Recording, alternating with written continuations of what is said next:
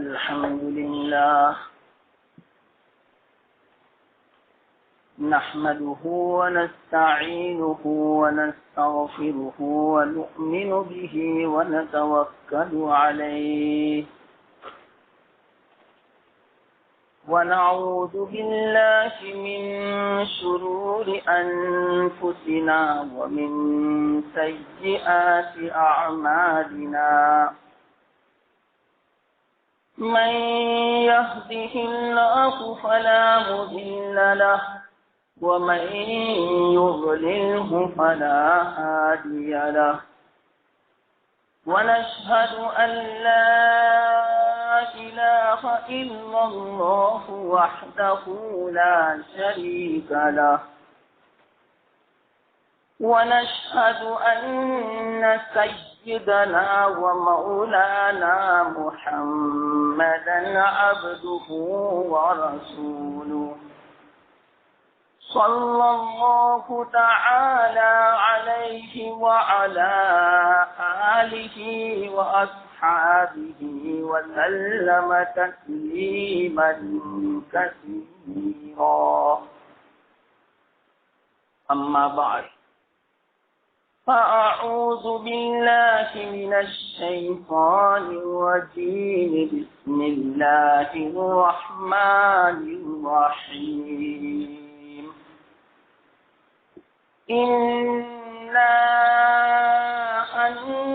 أنزلناه في ليلة القدر وما أدراك ما ليلة القدر ليلة القدر خير من 1000 شهر تنزل الملائكة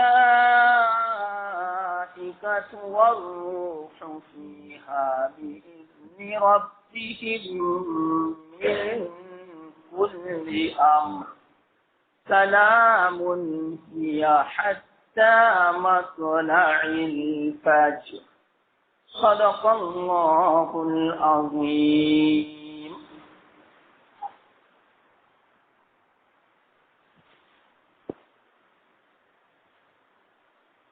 محترم دوستو،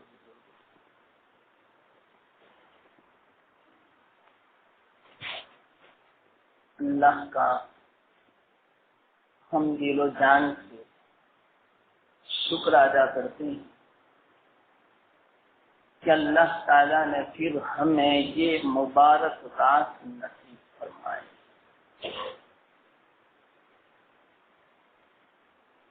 اور اللہ تعالیٰ ہمیں اس کی قدر کرنے کی توفیق عطا فرمائے. جتنی ہم سے ہو سکے اس سے زیادہ اللہ ہمیں قوت اور ہمت دے گئے کہ ہم اللہ تعالیٰ کی عبادت کر کے اللہ کو راضی کرتے ہیں.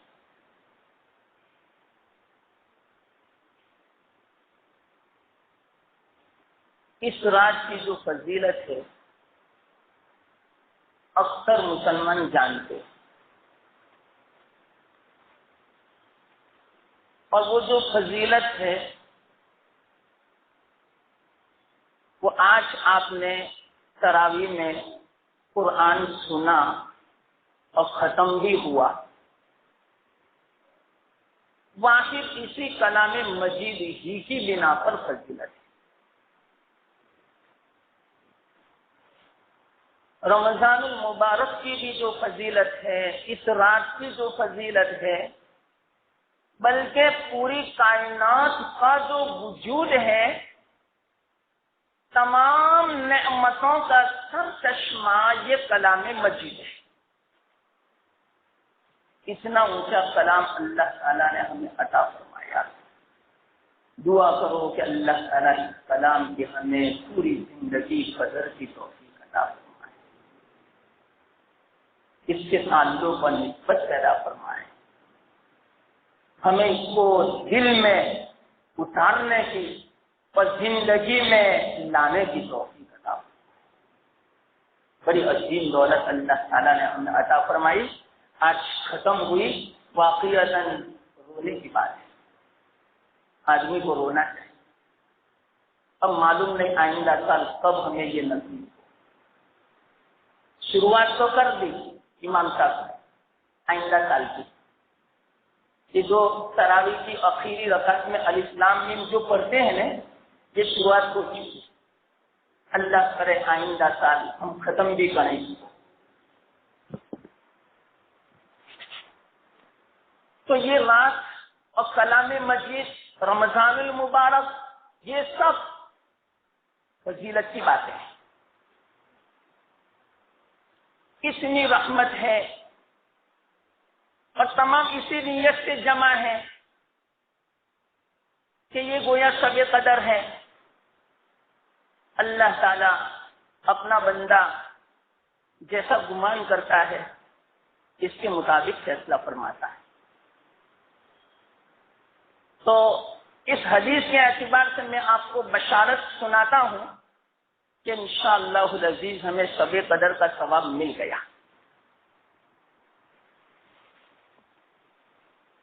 میں کتنی نعمتیں گناؤں، میں عاجز ہوں،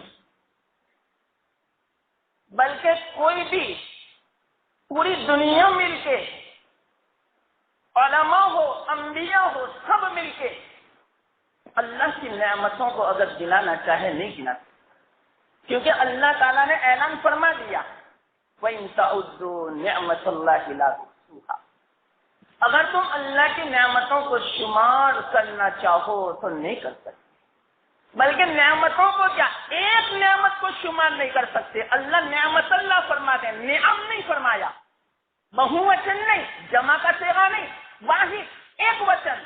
اللہ کی ایک نعمت کو، اللہ کی ایک آنکھ کو ہم بیان نہیں کر سکتے، اللہ کی ایک قرآن کی نعمت کو بیان نہیں کر سکتے، ایک شب قدر کی نعمت نہیں بیان کر سکتے، ایک ہم اللہ کے رسول کے امتی ہیں، اس امتی کی نعمت کو بیان نہیں کر سکتے۔ ایک ایک نعمت ایسی ہے۔ تو میں کون سی نعمت آپ کو بتاؤں؟ چند بڑی بڑی نعمتیں آپ کو پہلے بتاؤں۔ سب سے بڑی نعمت علماء فرماتے ہیں اللہ تعالیٰ نے ہمیں انسان بنایا، کتا نہیں بنایا کہ رستے میں ادھر سے ادھر وہ گھومتا رہے، مارا مارا، کھانا ملا تو کھا لیا، نہیں ملا تو کچھ بھی نہیں، نہیں رہنے کا، نہیں سونے کا، کوئی ٹھکانا نہیں۔ اور انسان کا دیکھو، اللہ اکبر، یہ پوری مسجد دیکھو، پنکھے، لائٹ، مسجد، دیواریں، اور کیسے خوبصورت، یہ تمام انسان کی خدمت کے لیے، جانوروں کی خدمت کے لیے نہیں، انسان کی خدمت کے لیے۔ یہ مسجد نہیں بلکہ پوری کائنات، ساتوں آسمان، ساتوں زمین، ساتوں سمندر، پہاڑ، درخت، جانور، تمام مخلوقات، سارے کے سارے واحد ایک انسان کی خدمت کے لیے۔ تو انسان کتنی بڑی نعمت، تو اللہ نے ہمیں انسان بنایا۔ پوری دنیا کے مخلوقات، تمام کے تمام جانور ایک انسان کا مقابلہ نہیں کر سکتے، ایک انسان۔ کتنی بڑی نعمت، کبھی ہم نے تصور کیا، اللہ کا شکر ادا کیا؟ انسان کے بعد اللہ تعالیٰ نے ہمیں، یہ تو ایسی نعمت ہے، ایسی نعمت ہے، اگر اللہ یوں فرمائے اس نعمت پر پوری زندگی میرے سامنے سجدہ ریز کو کبھی اپنی پیشانی زمین سے نہ اٹھانا، واقعی لے جا نہیں تھا، جا تھا، اسلام کی نعمت سے ہمیں مالا مال مسلمان بنایا۔ اس نعمت کا پتہ مرنے کے بعد پتہ چلے گا۔ فرماتے ہیں علماء، پوری دنیا کافروں سے بھر جائے، بڑے بڑے منصب والے، اور صرف ایک مسلمان خستہ حال غریب، پوری دنیا کے کافر ایک خستہ حال مسلمان کا مقابلہ نہیں کر سکتے۔ یہ میں کیوں بتاتا ہوں؟ تاکہ آپ اور میں اپنے آپ کو فقیر نہ سمجھیں، ایسا کہ میں بالکل بیکار ہوں۔ نہیں، اللہ نے بہت بڑی نعمت ہمیں عطا فرمائی، ایمان کی نعمت، اسلام کی نعمت ہمیں عطا فرمائی۔ یہ کوئی معمولی نعمت، مرنے کے بعد دیکھنا اس نعمت پر کیا اللہ تعالیٰ عطا فرماتے ہیں، اس وقت پتہ چلے گا۔ تیسری بڑی نعمت اللہ تعالیٰ نے حبیب پاک محمد مصطفیٰ صلی اللہ علیہ وسلم کا امتی بنایا. اس کو معمولی نہ سمجھیں، بہت بڑی نعمت ہے. اسی امتی ہونے کے ناطے اللہ کے رسول صلی اللہ علیہ وسلم کے صدقے میں یہ رات ہمیں ملی، یہ مہینہ ملا، یہ کلام مجید ملا. یہ ساری خصوصیتیں ہیں جو اگلی امتوں میں سے کسی کو نہیں ملی. تو کتنی بڑی نعمت. اور واحد کیوں؟ ہم اللہ کے رسول صلی اللہ علیہ وسلم کے امتی ہیں. تو امتی ہونا ایک بہت بڑی نعمت ہے. ہم اللہ تعالیٰ سے سوال نہیں کیا تھا، نہیں مانگا تھا کہ یا اللہ ہمیں انسان بنانا، ہمیں مسلمان بنانا، ہمیں امتی بنانا. اللہ کے رسول صلی اللہ علیہ وسلم کا کسی چیز کا سوال نہیں کیا تھا. بغیر سوال کے اللہ تعالیٰ نے یہ عظیم عظیم نعمتیں ہمیں اللہ تعالیٰ نے عطا فرمائی. اب آپ کس نعمت کا شکر ادا کر سکتے ہیں؟ بولو، نہیں کر سکتے. تو اللہ سے اس طرف عاجزانہ درخواست کرنی چاہیے، یا اللہ واقعتاً تیری بڑی بڑی نعمتیں ہیں، میں تیرا شکر نہیں ادا کرتا. اللہ کو یہ بہت پسند ہے. جتنا ہم سے ہو سکے شکر ادا کریں اور اخیر میں ہتھیار ڈال دیں اور یوں کہیں اللہ میں تیرا شکر نہیں ادا کر سکتا. اللہ کو یہ بہت پسند ہے. تو یہ امتی ہونا بہت بڑی نعمت ہے. یہ امتی ہوئے تب تو یہ رات ملی جس رات کی فضیلت اگر کوئی بندہ عبادت کے لیے کھڑا ہوتا ہے، حدیث کا مفہوم ہے اللہ تعالیٰ اس کے پچھلے تمام گناہوں کو معاف فرما دیتا ہے. اور عبادت کون سی؟ جو جتنی عبادت کرے کم از کم اس رات کی نمازوں کو بھی اگر تکبیر اولیٰ کے ساتھ پڑھ لیتا ہے تو اس نے گویا پوری رات کی عبادت کر لی، اور پوری رات عبادت کا ثواب اس کے نامہ اعمال میں لکھا جائے گا. کتنا سستا سودا. اتنا بھی نہ کر سکے تو ہم سے زیادہ کوئی محروم نہیں. خود اللہ کے رسول صلی اللہ علیہ وسلم ارشاد فرماتے ہیں کہ یہ رات ایسی ہے جو عبادت کرتا ہے اللہ تعالیٰ اس کی مغفرت فرماتے ہیں. اور اتنی بھلائی ہے اور اتنی خیر ہے اس رات میں کہ اگر کوئی اس خیر اور بلائی سے محروم رہا، حقیقت میں وہ آدمی واقعیتاً محروم ہی ہوگا، وہی اس رات کی بھلائی سے محروم رہے گا. اب آپ ہی بتلاؤ کتنی فضیلت ہے. ایک رات عبادت کر لی تو کتنا ثواب اللہ تعالیٰ عطا فرماتے ہیں. اس کے باوجود اگر ہم ثواب حاصل نہ کریں تو کتنے افسوس کی بات ہے. بلکہ اس رات کے بارے میں ایک حدیث جو میں سناتا رہتا ہوں وہ ابھی یاد آئی، وہ بھی سن لو آپ. اللہ کے رسول صلی اللہ علیہ وسلم کی ارشاد فرماتے ہیں، تفسیر ابن کثیر میں اس روایت کو بیان فرمایا کہ یہ رات کی فضیلت ایسی ہے جو اس رات میں اخلاص کے ساتھ ایک مرتبہ کلمہ پڑھ لیتا ہے اللہ تعالیٰ اس کے تمام گناہوں کو معاف فرما دیتا ہے. چلو ایک مرتبہ دل سے پڑھ لو، لا الہ الا اللہ محمد صلی اللہ علیہ وسلم. دوسری مرتبہ جو پڑھ لیتا ہے اللہ تعالیٰ جہنم کو اس کے لیے حرام فرما دیتے ہیں. پڑھ لو دوسری مرتبہ، لا الہ الا اللہ محمد رسول اللہ صلی اللہ علیہ وسلم.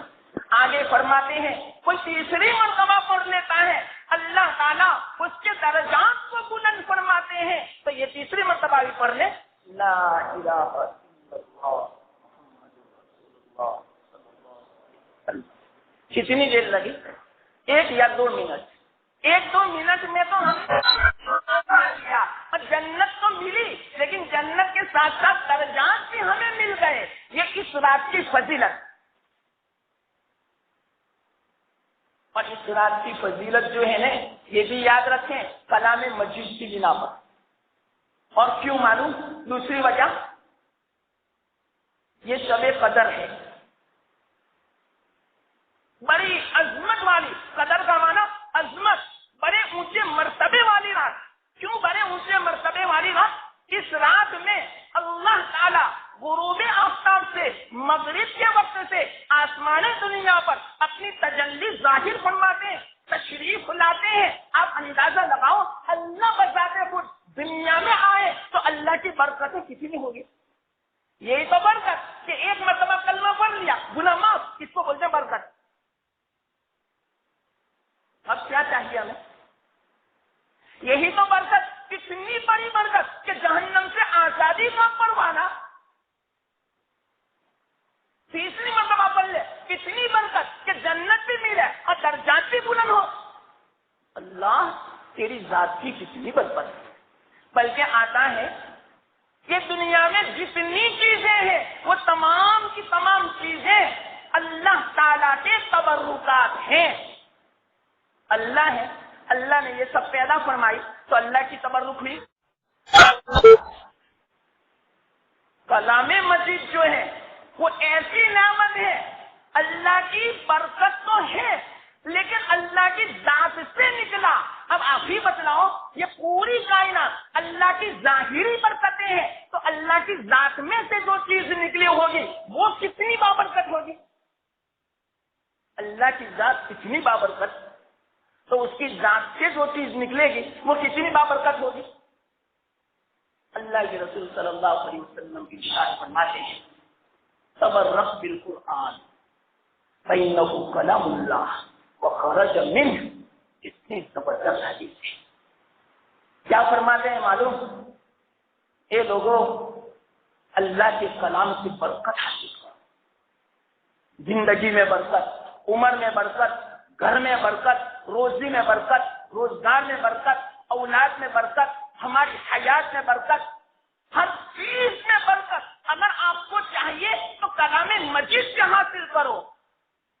گھروں میں اللہ کی رحمت کو نازل کروانا ہے، رحمت کے فرشتوں کو اپنے گھروں میں اگر لانا ہے اور گھروں سے شیاطین کو دور کرنا ہے، آصف کو دور کرنا ہے، جناتوں کو دور کرنا ہے، بے برکتی کو دور کرنا ہے، نحوستوں کو دور کرنا ہے، تو اللہ کے رسول صلی اللہ علیہ وسلم فرماتے ہیں قرآن سے تم ان تمام چیزوں کو، بری چیزوں کو دور کر دو اور اچھی چیزوں کو قرآن کے واسطے سے اپنے گھروں میں پیدا کرو۔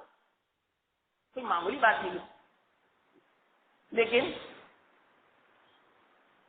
صرف سننے کا اور صرف رمضان میں عمل کرنے کا، صرف رمضان میں تلاوت کرنے کی اور 11 مہینے قرآن کو الماری پر رکھ دینے کا نہیں۔ دعا کرو، اللہ پوری زندگی قرآن سے لگاؤ پیدا فرمائے، پوری زندگی کلام مجید کی تلاوت کی توفیق عطا فرمائے۔ تو کیا فرماتے ہیں اللہ کے رسول صلی اللہ علیہ وسلم؟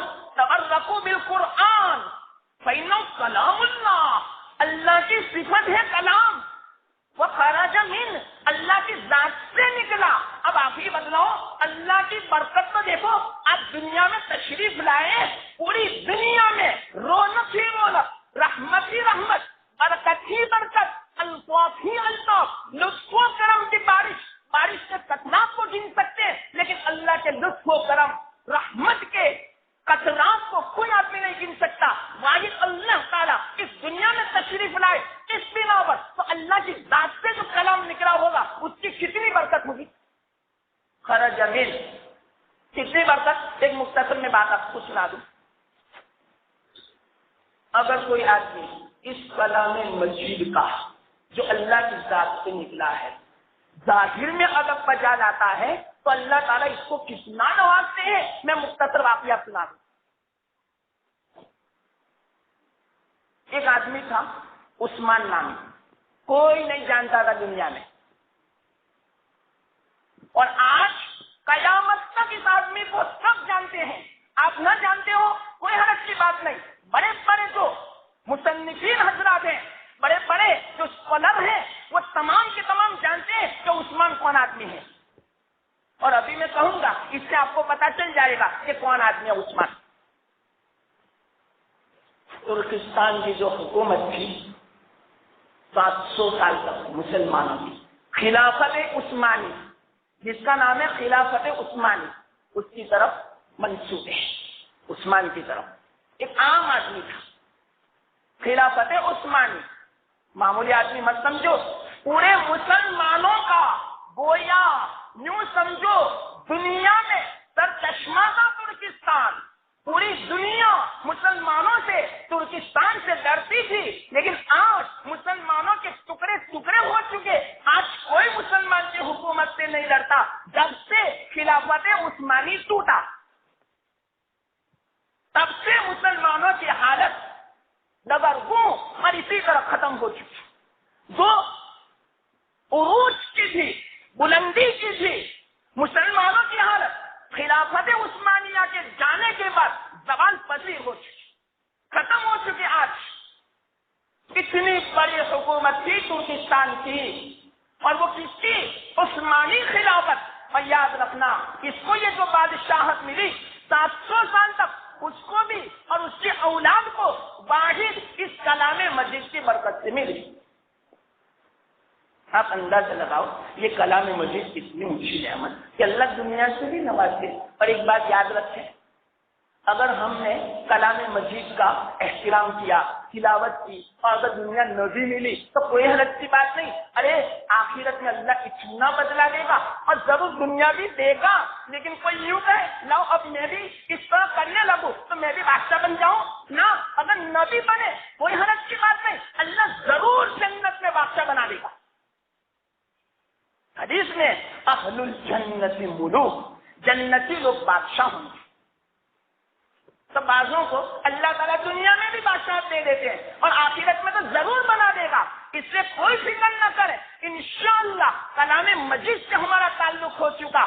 ہم یوں سمجھو جو اپنے آپ کو کلام مجید سے تعلق ہونے کے بعد دنیا سے بے نیاز سمجھے گا، واقعیتاً حدیث میں بھی ایسا ہے کہ دنیا کو بڑی نہ سمجھے. کلام مجید کی نعمت ملنے کے بعد اگر کسی نے دنیا کو بڑی سمجھا کلام مجید کی نعمت ملنے کے بعد، تو گویا اس نے اس کلام مجید کی نعمت کو سمجھا، معمولی سمجھا. تو ہم تمام مسلمانوں کو اللہ تعالیٰ نے یہ کلام مجید کی نعمت سے مالا مال فرمایا. ہم اپنے آپ کو حقیر نہ سمجھے، معمولی ذلیل نہ سمجھے. ہم پوری دنیا کے مقابلے میں انشاءاللہ اللہ نے بہت اونچا مرتبہ عطا فرمایا اس قرآن کی برکت سے. تو وہ جو عثمان نامی جو آدمی تھا بڑا مہمان نواز تھا. مختصر میں جلدی سنا دوں. گاؤں میں لوگ اس سے حسد کرتے تھے. کیوں؟ اس کے اخلاق اچھے تھے، لوگ اس کی تعریف کرتے تھے. جو بھی مسافر آتا، مہمان بنتا، چاہے وہ اجنبی ہو چاہے پہچان والا، سب کی دعوت کرتا. تو لوگ بہت دشمن ہو چکے تھے، اچھے آدمیوں کے دشمن ہوتے عام طور پر. کسی بھی طرح گاؤں والوں نے اس آدمی کو نکال دیا، گاؤں میں اپنا وطن بھی چھڑوا دیا. اندازہ لگاؤ، چھوڑ دیا بیچارے نے. یہاں تک کہ اپنے جو شیخ تھے قریب میں جو بستی تھی وہاں پہنچے. وہاں پہنچنے کے بعد ان کے شیخ نے پوچھا عثمان ابھی کیسے آنا ہوا رات کو؟ کہ حضرت گاؤں والوں نے مجھے مار مار کے نکال دیا. ہاں کوئی حرج کی بات نہیں، آپ بے فکر رہو، یہاں آرام کرو.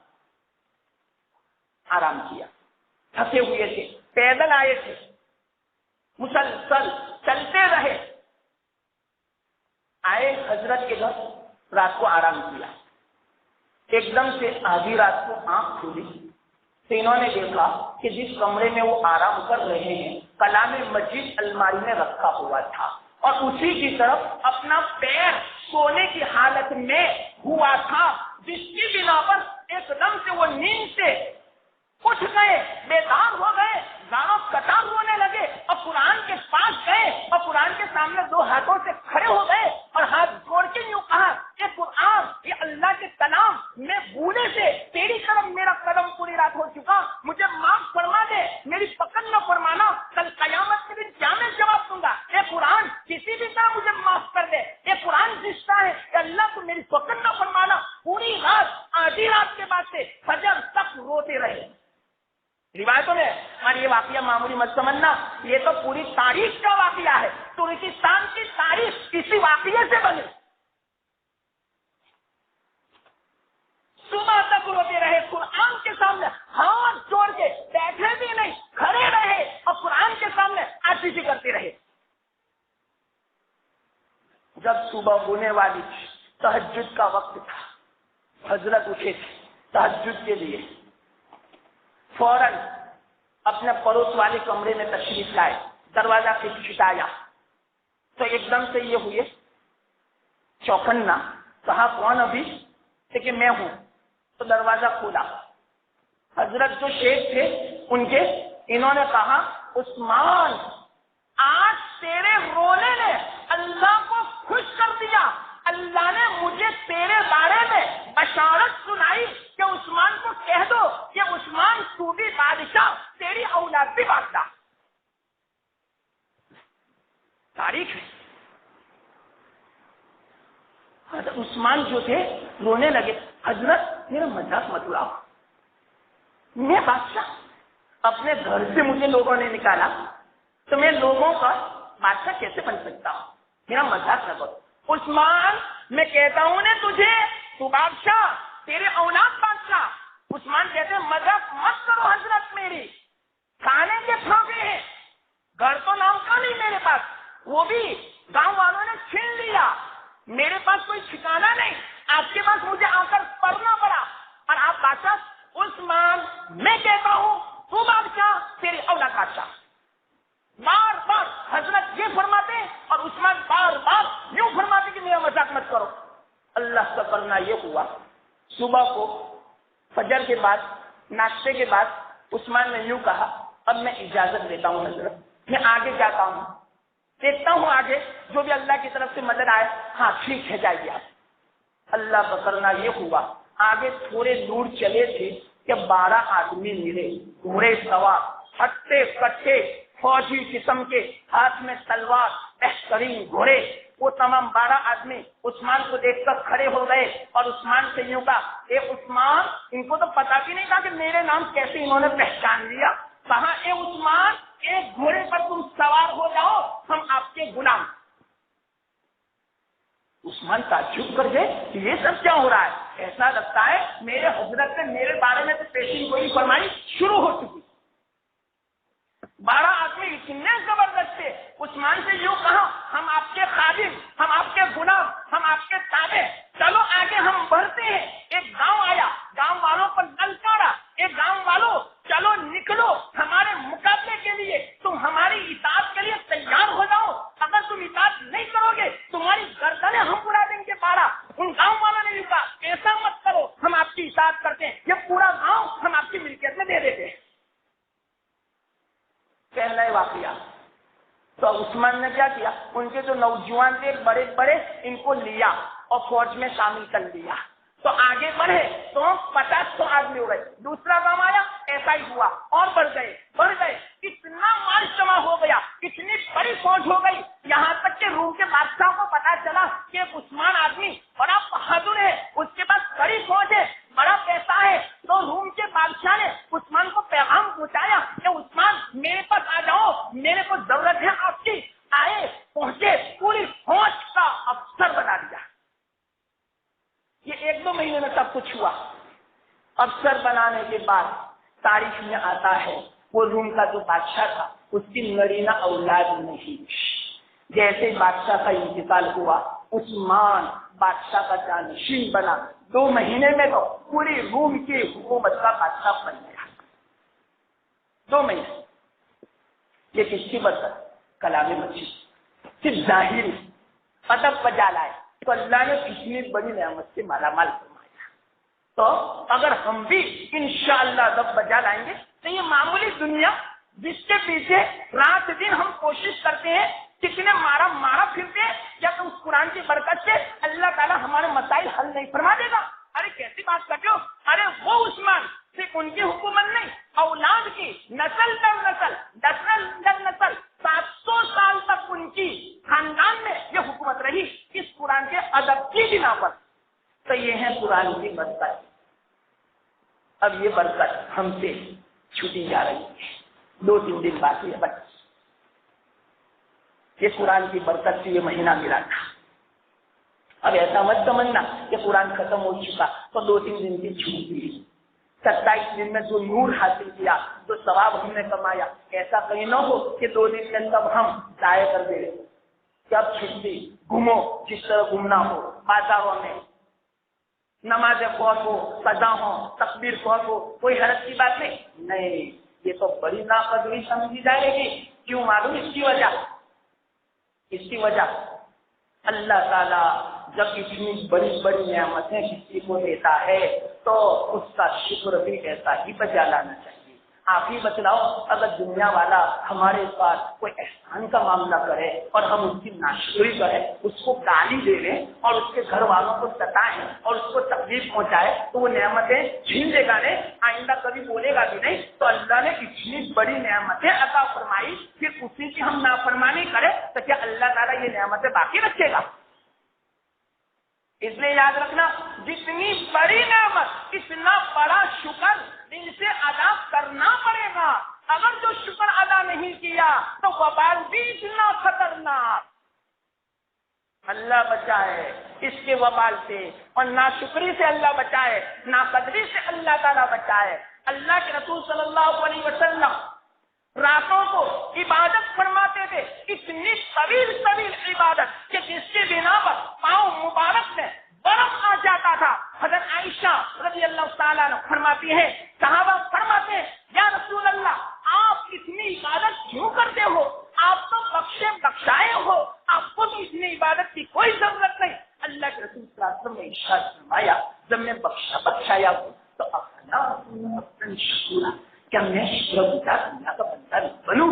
اللہ نے جب میری مغفرت کر دی تو مجھے تو زیادہ شکر ادا کرنا چاہیے۔ جب اللہ نے اس امت کو اتنی بڑی فضیلت دی تو اس امت کو عبادت اللہ کی زیادہ کرنی چاہیے، نہ کہ اللہ کو بھولنا چاہیے۔ ہے کہ نہیں بات صحیح؟ اگر جو اللہ کو بھول گئے تو یاد رکھنا وبال بھی اتنا خطرناک، اللہ کی طرف سے پکڑ بھی اتنی خطرناک ہوگی۔ اللہ حفاظت فرمائے، یاد رکھنا اس بات کی۔ تو میں یہ کہہ رہا تھا، ہماری بات چلی تھی کہ اللہ تعالیٰ کا احسان ہے، انسان بنایا، مسلمان بنایا، امتی بنایا، بلکہ کیسا امتی معلوم؟ اس صورت کی مناسبت سے ایک بات میں آپ سے کہوں،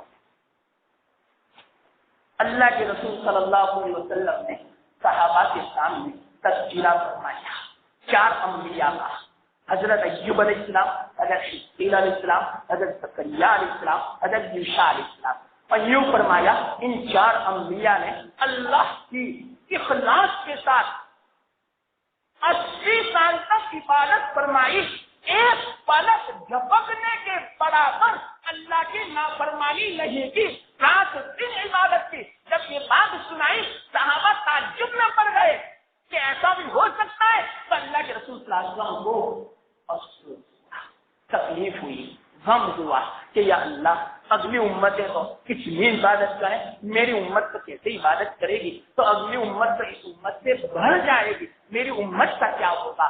فوراً اللہ تعالیٰ نے، ابھی تو اللہ کے رسول صلی اللہ علیہ وسلم کا غم ابھی تو ظاہر نہیں ہوا تھا، صرف غم کے آثار سے، اتنے میں اللہ تعالیٰ نے حضرت جبرائیل کو بھیجا اور یوں کہا جاؤ میرے لاڈلے اور حبیب نبی سے یوں کہو غم نہ کرو، تمہارا غم کا علاج، اور اسی طرح اس کا ہم نے غم کا علاج یہ بتلا دیا کہ اس سے افضل چیز ہم نے آپ کو دی۔ یہ تو 4 انبیاء نے 80 سال تک عبادت کی، اس سے بھی افضل چیز ہم نے تم کو دی، اور وہ یہ کہ شب قدر میں تو عبادت کرے گا، 4 انبیاء کی عبادت سے بھی آگے بڑھ جائے گا۔ اللہ اکبر! اس کے باوجود ہم عبادت نہ کریں، سوتے رہیں، باتیں کرتے رہیں، گپ شپ کرتے رہیں، کھاتے رہیں، ہوٹلوں پہ فضول باتیں کریں، مجلسیں کریں، آپ ہی بتلاؤ اس سے زیادہ کوئی محروم ہو سکتا ہے؟ اسی لیے میں کہتا ہوں عبادت نہ ہو رہے اللہ کے واسطے سو جانا، لیکن مجلسیں صاحب نہ کرنا۔ اگر جو کسی کی غیبت بولے سے زبان سے نکل گئی تو جس طرح 1000 مہینوں کی عبادت کا ثواب ملتا ہے، 1000 مہینوں کا وبال اس کے نامہ اعمال میں لکھا جائے گا۔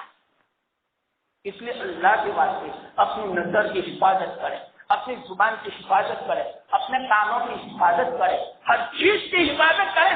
اللہ کے واسطے ایک رات اگر صبر کرو گے تو کیا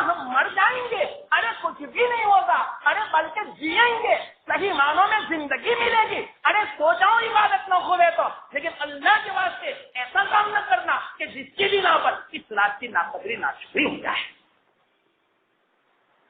तो क्या फरमाया, क्या अजीब बात, जब ये लफ्ज मैंने पढ़ा मैं तो झूठ, या अल्लाह तूने यूं फरमाया 4 अंबिया की इबादत और यूं फरमाया इससे अफजल, अंबिया की इबादत से अफजल ये रात अल्लाह ताला ने हमें अता फरमाई।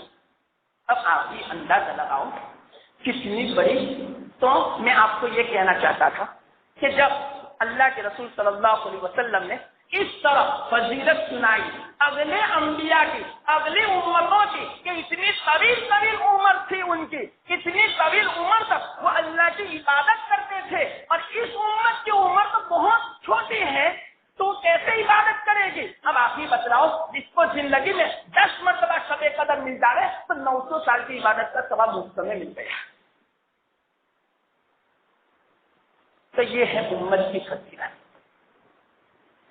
मैं ये असल में कह रहा था कि एक मरतबा हजरत मूसा अलैहिस्सलाम की अल्लाह ताला से हम कलामी हुई, बार बार बातें होती थी। हमारे उलमा एक अजीब बात बयान फरमाते, हजरत मूसा अलैहिस्सलाम को जब अल्लाह से कलाम करना था तो घर छोड़ के कोहे दूर से जाना पड़ता था। अल्लाह ने, वो तो नबी थे, मूसा अलैहिस्सलाम थे, और जब वो चाहते थे उस वक्त, अल्लाह जब चाहे उस वक्त कलाम करते थे। अल्लाह ने हमें कलामे मजीद इतनी बड़ी नेमत दी, जब हम चाहे अल्लाह से कलाम करते हैं। बात समझ में आई मेरी? हम जब चाहे अल्लाह से कलाम कर ले, ये नहीं कि चलो कोहे दूर पे जाना पड़ेगा, नहीं, अपने घर में भी अल्लाह से कलाम कर लो, मस्जिद में भी कलाम कर लो, बाजार में भी अल्लाह से बात कर लो। अल्लाह ने कितना आसान कर दिया। अल्लाह अकबर, अल्लाह से हम कलाम करना, ये उम्मत की फजीलत का देखो। तो क्या हुआ, हज़रत मूसा अलैहिस्सलाम की जब हम कलामे हुई अल्लाह ताला से, तो अल्लाह ताला ने एक बात बयान फरमाई, बगैर सुनना जरा। ए मूसा, आपको मालूम है मैंने एक ऐसी उम्मत पैदा की है जो सबसे आखिर में आएगी लेकिन जन्नत में सबसे पहले जाएगी। सारी उम्मतें, हजारों उम्मतें, एक उम्मत नहीं, 1,24,000 अंबिया की उम्मतें, एक रिवायत के एतबार से 2,50,000 अंबिया की उम्मतें इंतजार करेगी कि ये मोहम्मद की उम्मत सल्लल्लाहु अलैहि वसल्लम कब जन्नत में दाखिल हो तो हमारा दाखिला परमिशन मिले हमें। या अल्लाह, सब इंतजार करेंगे मैदान हशर में। ये उम्मत को देखो कैसी अजीब। तो हजरत मूसा अलैहिस्सलाम क्या समझे मालूम, कि शायद मेरी उम्मत होगी ने, तो कहा या अल्लाह, क्या वो मेरी उम्मत है? तो क्या ये मूसा, जाओ जाओ कैसी बात करते हो, मेरे महबूब अहमद सल्लल्लाहु अलैहि वसल्लम की उम्मत है वो। आगे क्या फरमाया, एक बात हो चुकी, दूसरी बात फरमाई, ये मूसा आपको मालूम है वो उम्मत कैसी होगी? एक उम्मत आने वाली है जब वो कोई नेक काम करेगी तो मैं उसको एक नेक काम करने का बदला 10 नेकी, 700 नेकी, बल्कि एक रिवायत के एतबार से 40 करोड़ नेकी मैं दूंगा। क्या इसको मामूली समझते? कैसे मालूम? चलो मैं बीच में हदीस सुना दूं। एक ताबी है उस्मान नजदी रहमतुल्लाह अलैह, वो यूं फरमाते हैं, मैंने नजद में एक हदीस सुनी हजरत अबू हुरैरा रज़ियल्लाहु ताला अन्हु की, और हजरत अबू हुरैरा हरमैन में थे अभी मदीना मुनव्वरा में। क्या मैंने हदीस सुनी कि इस उम्मत की फजीलत ऐसी है, अगर कोई एक नेक काम करता है अल्लाह ताला 10 करोड़ नेकी अता फरमाते। हजरत उस्मान नजदी यूं फरमाते, रिवायत में है कि मुझे ताज्जुब हुआ कि इतनी ज्यादा तो नेकियां हो सकती है, तो मैं हरमैन का सफर किया नजद से बाहर इसी हदीस को सुनने के लिए, तस्दीक करने के लिए कि हजरत अबू हुरैरा मौजूद है, लाओ मैं देखो तो सही, ये बात मैं पूछूं तो सही। तो अबू हुरैरा के पास आए और यूं कहा उस्मान नजदी ने कि मैंने ये सुना आपसे कोई रिवायत करता है कि आपने यूं कहा इस उम्मत को एक नेकी का सवाब अल्लाह 10 करोड़ अता फरमा दे, क्या ये हदीस सही है? हजरत अबू हुरैरा ने कहा ना, मैंने ऐसा नहीं कहा। उस्मान नजदी ने कहा हाँ, इसीलिए तो मुझे ताज्जुब हुआ।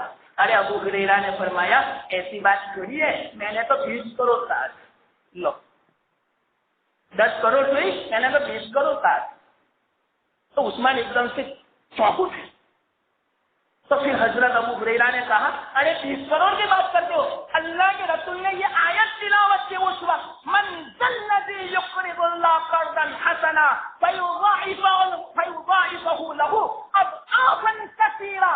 یہاں تک فرمایا 20 کروڑ کا ڈبل 40 کروڑ اللہ تعالیٰ نیکیاں عطا فرماتے ہیں، بلکہ جس کا اخلاص زیادہ اس سے بھی زیادہ اللہ تعالیٰ نیکیاں، ایک نیکی پر معمولی ایک مرتبہ سبحان اللہ کا، اس سے بھی زیادہ اللہ تعالیٰ نیکیاں عطا فرماتے. اور اس رات میں جو ایک مرتبہ سبحان اللہ کہے گا تو 40 کروڑ کو 1000 مہینوں میں برا کام کر دو، اتنا ثواب اللہ تعالیٰ ایک رات میں ایک سبحان اللہ کا عطا فرمائیں گے. پھر بھی ناقدری ہوئے تو ہم نے کوئی محرومی اس سے زیادہ ہو سکتی ہے. تو کیا فرمایا اللہ تعالیٰ نے، اے موسیٰ میں نے ایک ایسی امت پیدا کی ہے کہ جب وہ اونچائی پہ چڑھے گی تو اللہ اکبر کہے گی، اور جب پستی پہ چڑھے گی تو سبحان اللہ کہے گی. میری امت آخر میں جو آنے والی ہے وہ ایسے امت ہوگی. حضرت موسیٰ علیہ السلام نے فرمایا یا اللہ وہ امت مجھے دے دے. تو فرمایا نہ موسیٰ، وہ امت اتنی فضیلت والی تو میں نے اپنے محبوب احمد صلی اللہ علیہ وسلم کے لیے منتخب کر رکھی ہے، آپ کو یہ امت نہیں مل سکتی. اور آگے کیا فرمایا معلوم؟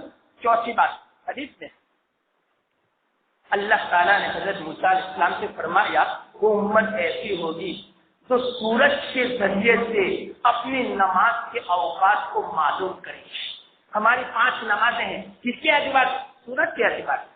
طلوع شمس سے پہلے فجر، زوال شمس کے بعد ظہر، اور اسی طرح جب 2 ثلث ہو جا رہے تو پھر بعد میں وہ عصر کی نماز، اور غروب شمس ہو جا رہے تو مغرب کی نماز، اور شفق احمر ہو جا رہے یعنی غروب آفتاب جب غروب ہو جا رہے اس کے بعد جو لالی رہتی ہے وہ ختم ہو جا رہے تو عشاء کی نماز. تو سورج کے ذریعے سے یہ امت نماز کو مقرر کرتی ہے. تو اے موسیٰ میری آخر میں جو ایک امت میرے نبی کی آنے والی ہے وہ سورج کے ذریعے سے نمازوں کو معلوم کرے گی. حضرت موسیٰ علیہ السلام نے پھر وہی بات کہی تو اللہ تعالیٰ نے وہی جواب دیا. ایک اور حدیث سنا دو، جب بات آ چکی امت کے بارے میں تو میں آپ کو ایک اور سنا دوں. ایک مرتبہ حضرت موسیٰ، تورات میں یہ بات لکھی ہے، حضرت قتادہ رضی اللہ تعالیٰ عنہ بھی اس روایت کو بیان فرماتے ہیں صحابی، کہ ایک مرتبہ جب حضرت موسیٰ علیہ السلام کی ہم کلامی ہوئی اللہ تعالیٰ سے تو حضرت موسیٰ علیہ السلام نے یوں فرمایا یا اللہ میں تورات میں ایک امت کا تذکرہ پاتا ہوں. تورات میں آپ نے ایک امت کا ذکر لکھا ہے، میں نے پڑھا ہے. وہ امت ایسی ہوگی کہ وہ امت اگر کسی کی سفارش کرے گی تو یا اللہ تو ان کی سفارش قبول کرے گا. کیا بات صحیح ہے؟ اللہ نے فرمایا ہاں میں سفارش قبول کروں گا. کہ اچھا کیا وہ امت میری ہوگی؟ اللہ نے فرمایا نہیں، میرے محبوب احمد صلی اللہ علیہ وسلم کی امت ہوگی. اچھا پھر بعد میں دوسری بات حضرت موسیٰ، کیونکہ حضرت موسیٰ علیہ السلام سے جب باتیں ہوتی تھی تو اتنے خوش ہو جاتے تھے، بڑی طویل باتیں فرماتے تھے حضرت موسیٰ علیہ السلام. ہر بات پر یہ سوال کیا. حضرت موسیٰ علیہ السلام نے دوسری بات پوچھی یا اللہ میں نے تورات میں ایسا پڑھا ہے کہ امت ایسی آنے والی ہے کہ 5 نمازیں پڑھے گی، 5 نمازوں کے پڑھنے کی بنا پر تو ان کے تمام گناہوں کو معاف فرما دے گا. یہ بات صحیح ہے؟ اللہ نے فرمایا بالکل صحیح، نمازوں کے ذریعے سے میں ان کے تمام گناہوں کو معاف فرما دوں گا. پھر حضرت موسیٰ علیہ السلام نے مطالبہ کیا وہ امت مجھے ملے نہ کہا. تیسری بات حضرت موسیٰ علیہ السلام نے پوچھی یا اللہ میں نے تورات میں تذکرہ پایا ہے ایک امت ایسی آنے والی ہے جو پانی اور مٹی دونوں کے ذریعے سے پاکی حاصل کرے گی. اگر پانی نہیں ملا تو مٹی سے تیمم کرے گی اور وہ اس تیمم کو تو جائز رکھے گا. ہے بات صحیح ہے؟ ہاں بالکل وہ امت میرے محبوب کی ہے. چوتھی بات یہ بیان فرمائی کہ اللہ میں نے تورات میں اس طرح لکھا ہوا پڑھا، آپ ہی نے نازل فرمایا کہ صدقات تمام انبیاء کے لیے استعمال کرنا اور پوری امت کے لیے اس کو کھانا حرام، اور اخیر میں ایک امت ایسی آنے والی ہے کہ تو صدقات کو کھانے کی اجازت دے گا، زکات بھی کھا سکتا ہے، صدقہ بھی کھا سکتا ہے، صدقے کی فطر بھی وہ استعمال کر سکتا ہے۔ یہ بات صحیح ہے؟ اللہ تعالیٰ نے فرمایا ہاں بالکل صحیح۔ اگلے انبیاء کتنے تھے؟ ان کو 2 صدقہ نکالنا تھا، وہ تمام صدقات کو پہاڑ پر رکھنا پڑتا تھا، آسمان سے آگ آتی اور آپ ان تمام چیزوں کو جلا کر خاک بنا دیتی، کوئی 1 روپیہ بھی استعمال نہیں کر سکتا تھا۔ اس امت پر احسان تو دیکھو اللہ تعالیٰ کا کہ زکات بھی کھا سکتی ہے، صدقہ فطر بھی کھا، تمام قسم کے صدقات کو کھا سکتی ہے۔ تو فرمایا وہ امت مجھے دے دو، منع فرمایا۔ آگے حضرت موسیٰ علیہ السلام نے فرمایا یا اللہ میں نے اس طرح تورات میں لکھا ہوا پایا ہے کہ وہ امت ایسی ہوگی کہ جتنے گمراہ ہوں گے ان کے ساتھ وہ قتال کرے گی اور ان کو وہ قتل کرے گی، یہاں تک کہ دجال اخیر میں جو بڑا فتنہ آنے والا ہے اس کے ساتھ بھی قتال کرے گی۔ میں نے سنا ہاں موسیٰ وہ قوم ایسی ہوگی امت میرے حبیب کی، تو کہا مجھے دے دو، منع کیا۔ پھر آگے یوں فرمایا یا اللہ میں نے سنا اور میں نے تورات میں لکھا ہوا پایا کہ ایسی امت آنے والی ہے جو بھلائیوں کا حکم دے گی، برائیاں پھر ہوگی۔ سننا بغور، ذرا کان کھول کے سننا، تورات میں بھی یہ بات ہے، قرآن میں بھی یہ بات ہے کہ امر بالمعروف کرے گی، نہی عن المنکر کرے گی، لوگوں کو چاہ کے گھر در بدر اللہ کی طرف لائے گی اور گناہوں سے روکے گی۔ کیا یہ بات صحیح ہے؟ اللہ نے فرمایا ہاں بالکل صحیح ہے، وہ میرے حبیب محمد مصطفیٰ صلی اللہ علیہ وسلم کی امت کی، یہ فرمایا۔ اور آگے یوں فرمایا حضرت موسیٰ علیہ السلام نے ایک عجیب بات، اے اللہ میں نے اس طرح بھی لکھا ہوا پایا کہ وہ امت ایسی ہوگی کہ کتاب اللہ ان کے سینے میں پوری کی پوری محفوظ ہوگی، پورے قرآن کا حافظ ہوگا۔ یہ بات صحیح، یہ کیسے ہو سکتا ہے پورے قرآن کا حافظ؟ الحمدللہ آج اس امت کا 6 سال کا بچہ بھی ایسا ہے دنیا میں جو پورے قرآن کو الحمد سے لے کر سورہ ناس تک ایک کیفیت میں بغیر بھول کے سنانے کے لیے تیار۔ یہ ہے یہ امت، اللہ تعالیٰ نے اس امت کو اس لیے زیادہ فضیلت عطا فرمائی۔ آپ نے مصلی پر پورا قرآن الحمد سے لے کر آج سورہ ناس تک منہ سے سنا، کسی نے دیکھ کر نہیں پڑھا۔ دیکھو تو صحیح اس امت کی فضیلت، اس امت میں اس مجمع میں نہ معلوم کتنے خصوصی کرام ہوں گے، یہ ہے اس امت کی فضیلت۔ حضرت موسیٰ علیہ السلام نے فرمایا یا اللہ اس امت کا کیا کہنا، ایک کام کرو کیا وہ امت مجھے دے دو۔ حضرت موسیٰ علیہ السلام نے کہا نہیں ملے گی۔ حضرت موسیٰ تھک گئے، مانگ کے آخر میں یوں کہا کہ اللہ جب تو نے فیصلہ کر دیا کہ وہ امت محبوب تیرے محمد مصطفیٰ صلی اللہ علیہ وسلم کو دینے والے ہو تو مجھے نہیں ملے گی، تو کم از کم مجھے اس محبوب کا امتی بنا دے۔ اور ہمیں مانگا موسیٰ علیہ السلام، یہ پوری روایت ہے، موسیٰ علیہ السلام نے مانگا، نہ کہا نہ امتی نہیں بنو گی، اور ہم نے مانگا اللہ نے ہمیں امتی بنا دیا، کتنی بڑی نعمت۔ لیکن ہم نے امتی کا کتنا حق ادا کیا؟ کیا جواب دیں گے؟ اللہ کے رسول صلی اللہ علیہ وسلم کو کیا منہ دکھائیں گے؟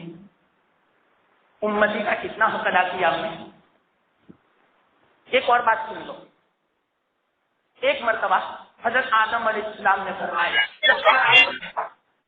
فرمایا کہ احمد مصطفیٰ صلی اللہ علیہ وسلم کی امت کو میرے اوپر 4 چیزوں کا اعزاز عطا فرمایا۔ وہ 4 چیزیں مجھے بھی نہیں ملی اور امت کو ملی، نبی کو نہیں ملی اور ہمیں ملی۔ وہ 4 چیزیں کیا معلوم؟ حضرت آدم علیہ السلام خود گنواتے ہیں۔ آدم علیہ السلام فرماتے ہیں کہ مجھ سے جنت میں بھول ہوئی، اللہ نے مجھے جنت میں سے باہر نکال دیا، اور یہ امتی جنت سے باہر بھول کرے گی، توبہ کر کے جنت میں داخل ہوگی۔ یہ عجیب بات، الٹا، یہ تو مجھے بھی نہیں ملا احساس، یہ اس امت کو ملے گا۔ بات سمجھ میں آئی؟ ایک بات۔ دوسری بات، میں نے بھول کی تو اللہ نے میرے کپڑے اتارے، اور یہ امت کپڑے اتار کے گناہ کرے گی، پھر بھی اللہ اس کو کپڑا بھی پہنا دے گا اور اس کی عیب پر پردہ پوشی بھی کرے گا۔ چلو بتلاؤ اس امت کتنے آج گناہوں میں مبتلا ہے، کپڑے اتار کر گناہ کرتی ہے، عورتیں بھی مرد بھی، لیکن اللہ نے کبھی رسوا کیا؟ اور حضرت آدم علیہ السلام نے ایسا گناہ نہیں کیا تھا، پھر بھی ننگا کر دیا۔ اور ہم اتنی بے حیائی کا کام کاج کرتے ہیں، اس کے باوجود اللہ تعالیٰ نے لوگوں کے سامنے رسوا نہیں کیا۔ حضرت آدم علیہ السلام فرماتے ارے واہ ارے واہ، یہ امت تو کیسی ہے، مجھے اللہ نے ننگا کر دیا اور امت کپڑے اتار کے گناہ کر دیے، پھر بھی کپڑے بھی پہنوا دیتے ہیں اور اوپر سے رسوا بھی نہیں کرتے اور اوپر سے جنت میں بھی داخل کر دے گا، یہ کیسے امت؟ آگے فرماتے ہیں آدم علیہ السلام کہ مجھ سے تو گناہ ہوا تو میاں بیوی میں جدائی کروا دی۔ کتنے سالوں کے بعد ملاقات ہوئی؟ ایک روایت کے اعتبار سے 300 سال دنیا میں عرفہ کے میدان میں، اسی بنا پر تو عرفہ ہے نام، عرفہ کا معنی پہچان، ملاقات ہوئی آدم علیہ السلام حوا علیہ السلام، تو گناہ ہوا 300 سال تک میاں بیوی میں جدائی۔ آدم علیہ السلام فرما دے یہ امت رات دن گناہ کرے گی لیکن اس کے بعد میاں بیوی میں اللہ تعالیٰ جدائی نہیں کروائے گا، ہاں خود جدائی کر دے وہ بات الگ ہے۔ چوتھی بات فرمائی کہ میرے سے گناہ ہوا لیکن مجھے اللہ نے یوں فرمایا کہ آدم جب تک آپ مکہ مکرمہ نہ پہنچے اب وہاں توبہ نہ کرو گے وہاں تک آپ کی توبہ قبول نہیں ہوگی، اور یہ امت جہاں گناہ کرے گی جہاں توبہ کرے گی اسی جگہ اللہ تعالیٰ اس کی توبہ قبول فرما لے گا۔ چلو بولو تو اللہ تعالیٰ ہم تیری بارگاہ میں توبہ کرتے ہیں، تمام گناہوں سے ہم توبہ کرتے ہیں۔ ارے یہاں بیٹھے بیٹھے اگر تم اللہ کی بارگاہ سے گناہوں پر استغفار کرو گے توبہ کرو گے یہاں ابھی آپ مسجد سے اٹھو گے نہیں، اس سے پہلے اللہ تعالیٰ ہمارے گناہوں کو معاف فرما دے گا۔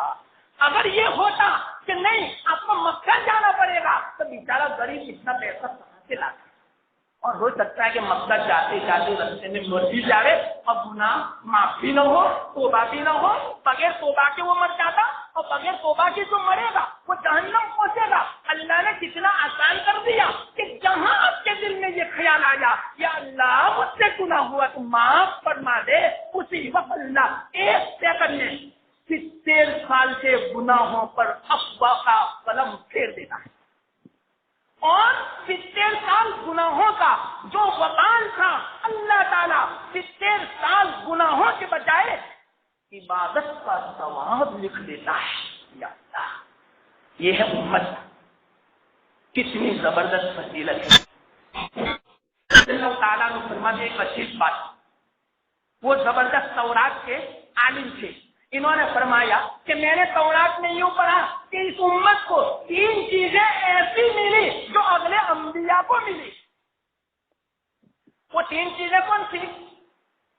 اگلے انبیاء کو یہ ملی کہ نبی اپنی امت کے لیے گواہ ہوگا کل قیامت کے دن، اور یہ امت تمام لوگوں کے لیے گواہ۔ یہ عجیب بات معلوم ہے، میں لمبی حدیث سے اشارہ کرتا ہوں۔ دوسری بات کہ اللہ تعالیٰ نے اگلے انبیاء سے یوں کہا یا ایھا الرسل کلوا من الطیبات، اے رسولو پاکیزہ کھانا کھاؤ، تو اللہ نے اس امت کو جو رسولوں کو حکم دیا وہ اس امت کو کہا یا ایھا الذین آمنوا کلوا من الطیبات ما رزقناکم، تم بھی پاکیزہ کھانا کھاؤ، اس امت کو حکم ہے۔ اور تیسری بات اگلے انبیاء سے یوں کہا اے نبیو تمہاری ایک دعا جو بھی آپ مانگو گے ہم قبول کریں گے، اور اس امت کو یوں کہا ادعونی استجب لکم، اے امتیو مجھ سے مانگو میں تمہاری ایک نہیں ہزاروں دعائیں قبول کروں گا۔ یا اللہ اگلے انبیاء کے بارے میں فرمایا ایک دعا اور اس امت سے ہزاروں دعا، کتنی زبردست بات۔ تو بات کہاں سے چلی؟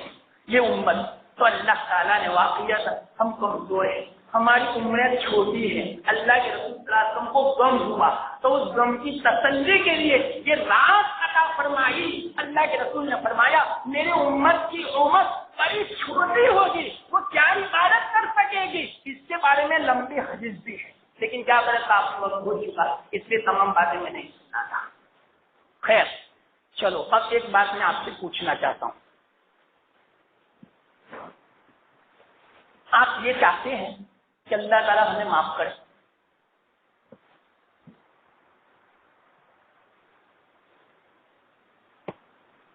آپ سب یہاں جمع ہیں، کیا آپ سب کی تمنا ہے کہ اللہ تعالیٰ مجھے معاف کر دے، اللہ میرے گناہوں کو بخش دے، اللہ میری مغفرت فرما دے؟ انہوں نے تمنا ہے آپ کی؟ اچھا، تو میں آپ کو ایک بات بتلاتا ہوں، انشاءاللہ ابھی آپ مجلس سے اٹھو گے نہیں کہ اللہ گناہ معاف کر دے گا۔ دنیا میں کتنا رہنا ہے، کسی کو پتا نہیں کہ صبح کی نماز وہ پڑھ سکتا ہے کہ نہیں۔ اللہ کے رسول صلی اللہ علیہ وسلم ارشاد فرماتے ہیں کہ میں جب ایک طرف سلام پھیرتا ہوں مجھے اطمینان نہیں اپنی زندگی پر کہ میں دوسری طرف سلام بھی پھیر سکوں گا۔ اللہ کے رسول صلی اللہ علیہ وسلم تو موت کا استعداد اتنا تھا، تو ہے کسی کو اطمینان کہ میں فجر کی نماز پڑھ سکوں گا؟ تو چلو بتلاؤ، پھر کیوں ہم نہیں چاہتے کہ اللہ ہمارے گناہوں کو معاف فرما دے؟ پھر کیوں ہم اپنی باتوں پر جمے رہتے ہیں؟ تو ایک بات میں آپ سے کہتا ہوں، اور وہ بھی قرآن کی بات، اور یاد رکھنا بزرگوں کی باتوں کا خلاصہ پوری زندگی یاد رکھنا۔ ایک بزرگ فرماتے ہیں جو ایسی راتوں میں عبادت کرتا ہے، اور دوسری بات انہوں نے یوں بیان فرمائی، میں نے کئی بزرگوں کی محفلوں کو کھنگالا، کئی بزرگوں کی محفلوں میں حاضر ہوا، تمام محفلوں کا خلاصہ، تمام محفلوں کا موتی اور ہیرا میں نے ایک بات پائی، اور وہ بات یہ ہے کہ اپنے دل میں سے غصے کو نکال دو۔ اپنے دل میں اگر کسی کے بارے میں غصہ ہو، کسی کے بارے میں کینہ ہو، کسی کے بارے میں بغض ہو، کسی مسلمان کے بارے میں دشمنی ہو، یہ جو نکال دے گا، ابھی کسی نے عزمت کر لیا وہ اس مجلس سے اٹھے گا نہیں، اس سے پہلے اللہ تعالیٰ اس آدمی کی مغفرت فرما دے گا۔ چلو بولو، اب تم چاہتے ہو بخشش، مغفرت چاہتے ہو؟ اگر تم مغفرت چاہتے ہو تو دل میں عزم کر دو، ہمارا کوئی بھی دشمن ہو، چاہے بھائی ہو، چاہے باپ ہو، چاہے اولاد ہو، چاہے پڑوسی ہو، چاہے رشتہ دار ہو، چاہے کوئی بھی ہو، ان تمام کی دشمنی کو دل میں سے نکال دو۔ عزم کرتے ہو؟ اگر عزم کیا تو یاد رکھنا، میں 100% یقین کے ساتھ کہتا ہوں تمہاری بخشش ہو گئی۔ میں نے الحمدللہ عزم کر لیا کہ میرے دل میں جس کا بھی کینہ غصہ ہو میں نے یا اللہ نکال دیا، تو الحمدللہ میری بخشش ہو گئی۔ اب آپ کو بخشش کروانی ہو تو اپنے دل میں سے غصہ نکال دو، اپنے دل میں اگر کسی مسلمان کے بارے میں کوئی شکایت ہو نکال دو، چاہے آپ حق پر ہو اور وہ سامنے والا باطل پر کیوں نہ ہو، اگر آپ کے بارے میں اس نے کیس کیوں نہ کیا ہو، اگر آپ نے کیس کیا ہو کیس کو واپس کھینچ لو۔ کل کس کو بولتے ہیں معافی۔ اس مجلس میں اگر کسی نے کسی مسلمان کے اوپر کیس کیا ہو، چاہے کتنا بھیانک معاملہ کیوں نہ ہو، اس کیس کو آئندہ کل کھینچ لو، اللہ تعالیٰ خوش ہو جائے گا، اللہ تمہاری دنیا بھی بنا دے گا، آخرت بھی بنا دے گا۔ اگر تو تم نے کیس نہیں کھینچا تو اس کا یہ مطلب کہ ہم نے غصہ نہیں نکالا، جب غصہ نہیں نکالا تو سن لو اس رات میں بھی مغفرت نہیں ہوگی۔ حدیث میں بولو اب، بس میں نے آپ کو بتلا دی ایک بات، اگر مغفرت کروانی ہے تو یہ تو میں نے حدیث سنائی، قرآن کی آیت سنو، الا تحبون ان یغفر اللہ لکم، اے لوگوں تم نہیں چاہتے کہ اللہ ہمارے گناہوں کو معاف فرما دے؟ لوگوں نے یوں کہا ہاں ہم چاہتے ہیں یا اللہ تو ہمارے گناہوں کو معاف فرما دے۔ اللہ نے سفارش فرمائی، اللہ سفارش کرتا ہے، یا اللہ اپنے بندوں سے، اللہ مخلوق سے خالق سفارش کرے، معبود اپنے بندوں سے سفارش کرتا ہے کہ میرے بندو تم اپنے بھائیوں کا قصور معاف کر دو، تم میرے قصوروار ہو میں تمہارا قصور معاف کروں گا۔ قرآن میں ہے یہ بات، کہاں